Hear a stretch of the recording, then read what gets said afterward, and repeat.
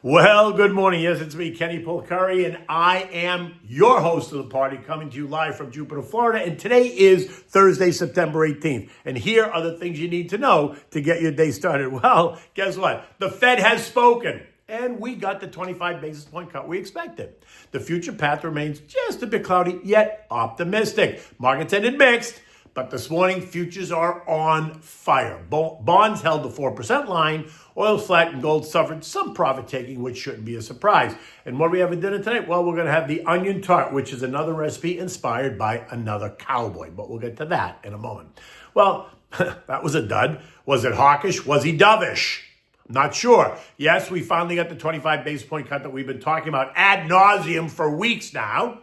And yes, the dot plot does suggest that 2 more cuts are likely.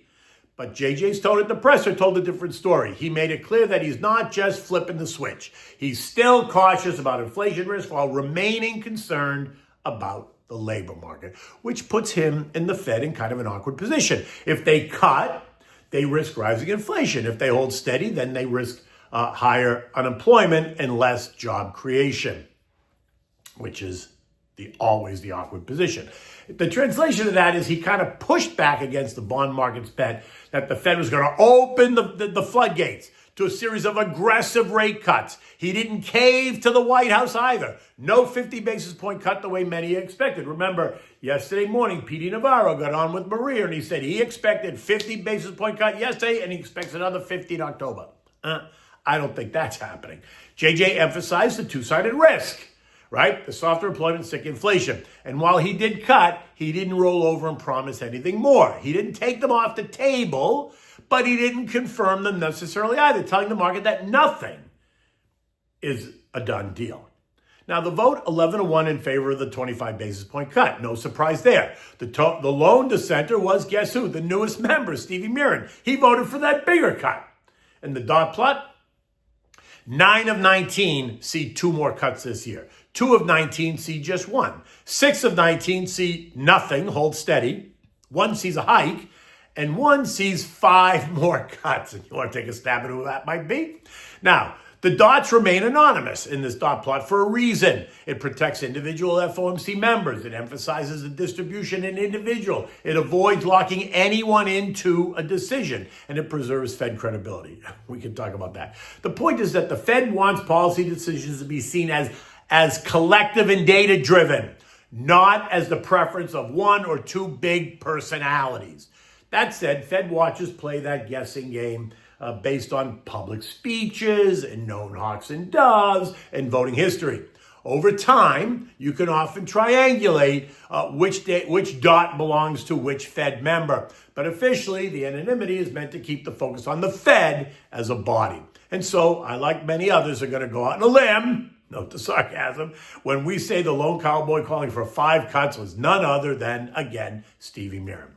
In the end, the Fed did confirm that they are independent, and they expect to remain so. So I guess that's good. So how did stocks react? Well, it was mixed. The Dow gained 260 points, but the S&P lost 7. The NASDAQ lost 72, but the Russell rose by 4. The transports lost 145, but the equal weight gained 7, while the Mag 7 gave back 130 points. Of the 11 sectors, it wasn't really a barn burner. Financials took the lead. They were up 1%. Consumer staples gained 0.6, and that's very interesting because they're a defensive play. Utilities, communications, energy, healthcare, and basic materials all rose by just 0.25%. We saw weakness in industrials down 0.5%. Tech down 0.4. Consumer discretionary lost 0.25%. And if you go further down the chain, we saw home builders lost 1%, yet the retailers gained 0.2%. Airlines gained 0.5%. Metals and miners lost 0.5%. Cyber was lost 0.3. Disruptive tech gave up 0.5%. Semis were flat. Aerospace and defense gave up 0.7. Oil and exploration production ended flat. Big pharma was up 0.2%. I mean, and the list goes on. The contra trades, well, they were also a bit confused. The DOG lost 0.5%. The PSQ gained 0.25%. The SH was up 0.1%. The VIXI lost 3.6%.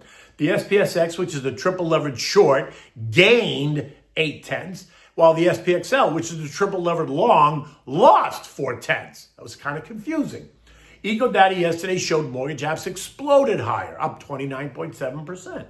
Housing starts, though, disappointed, coming in at negative 8.5% versus the expectation of negative 4%. Building permits also disappointed, falling 3.7% versus the expectation of plus 0.6. Today's eco data, initial jobless claims and continuing claims, both expected to be in line. The Philly Fed business outlook and the leading index, which is expected to come in at down 0.2. Bonds lost a little ground on the news yesterday. The TLT and TLH both off about 0.25%. That kept yields from collapsing. The 10-year ended the day 8 bips higher at 4.08%, while the 30-year pushed up to 4.68%. This morning, we're seeing a little give back. The 10-year is down 3 bips at 4.05, and the 30-year is down 3 bips at 4.65. But here's the point. We did not break below 4% on the 10-year yesterday, and that matters. Why?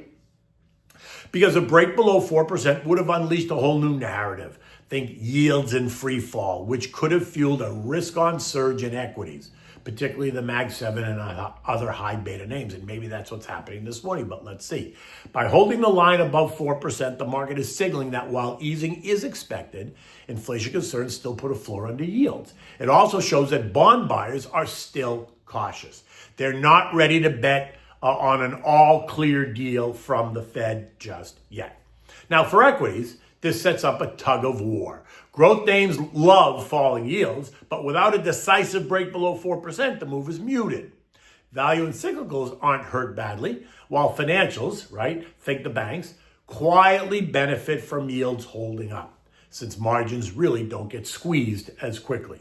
Now, the bottom line, the 4% line on the 10-year is becoming the psychological pivot. If we break it decisively, equities will continue to run. If we hold above it, then the rally will be a little bit more selective and choppier.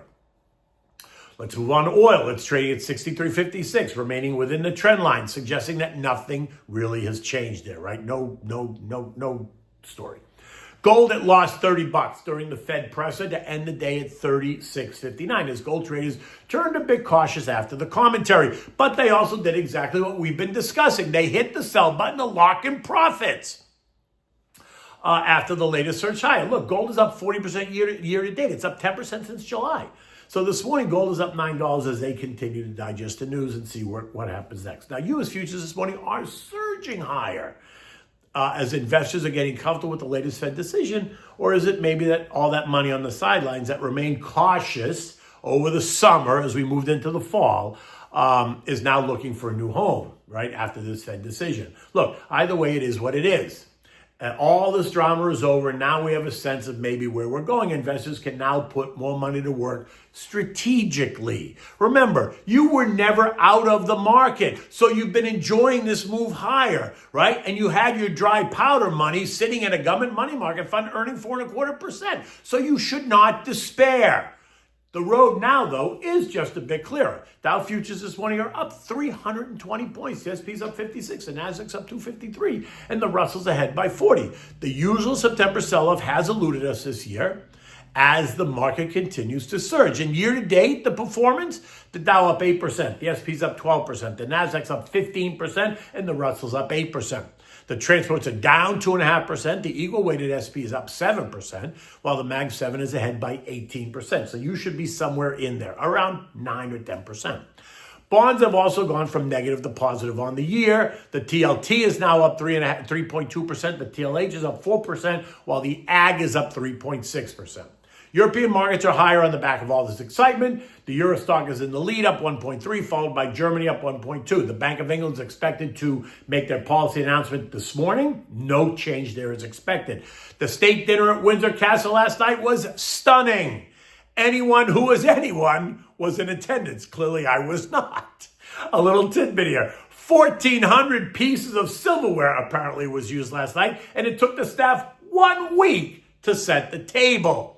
Today, the Trumps are visiting the Prime Minister out in the countryside, so you'll see that all over the news. The S&P closed last night at 6,600, down 6 points. Based on what the futures are doing this morning, we can expect to create new highs everywhere. The Dow, the S&P, the Nasdaq, and the Mag 7 on the opening trade, unless something happens between now and 9:30.